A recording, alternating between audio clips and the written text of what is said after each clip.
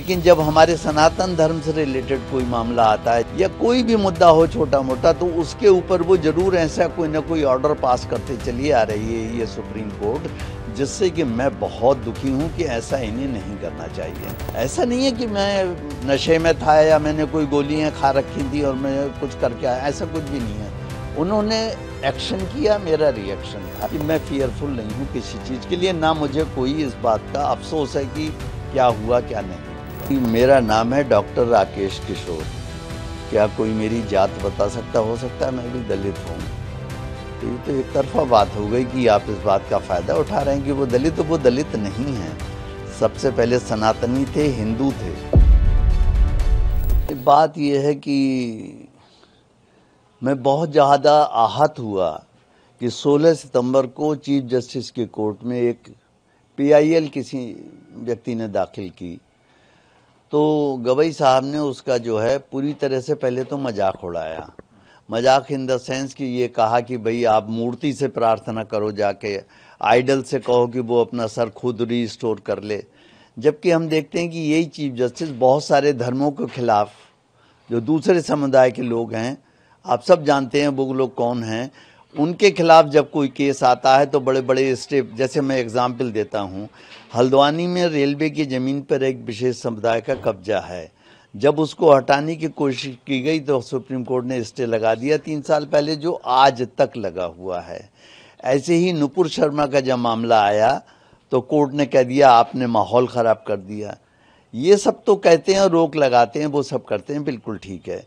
लेकिन जब हमारे सनातन धर्म से रिलेटेड कोई मामला आता है, चाहे वो जल्लीकट्टू हो, चाहे वो दही हांडी की ऊंचाई तय करनी हो, या कोई भी मुद्दा हो छोटा मोटा, तो उसके ऊपर वो जरूर ऐसा कोई ना कोई ऑर्डर पास करते चली आ रही है ये सुप्रीम कोर्ट, जिससे कि मैं बहुत दुखी हूँ कि ऐसा इन्हें नहीं करना चाहिए।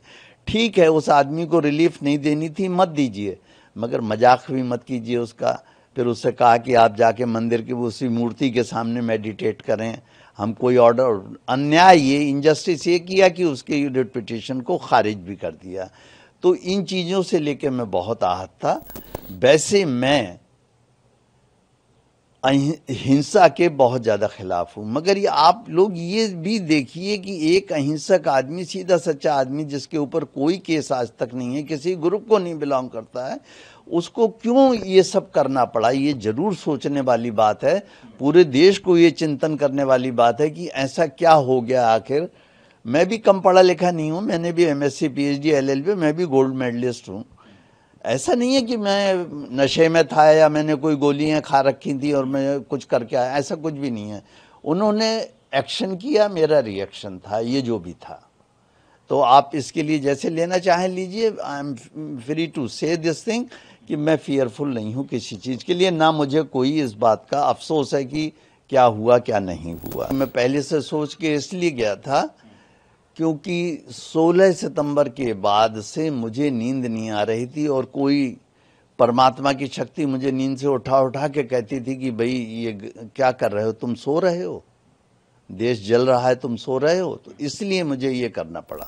नहीं, अब बात ये है कि भाई हजारों साल हम सबके गुलाम ही रहे। जो छोटी छोटी कौम आई वो हम पे राज करके चली गई, वो केवल इसलिए क्योंकि हम हमेशा बहुत टॉलरेंट रहे। आज भी हम टॉलरेंट हैं, लेकिन जब हमारा अस्तित्व खतरे में है तो मैं चाहता हूं कि सनातनी कोई भी चुप ना बैठे, घर में कुछ ना कुछ जो जिस स्तर पे कर सकता है वो करे। मैं उकसा नहीं रहा हूं, मगर मैं ये जरूर चाहूँगा कि अपने हितों का ध्यान जरूर रखें, हम भी, हमारे पॉलिटिशियंस भी, पुलिस भी, जुडिशरी भी।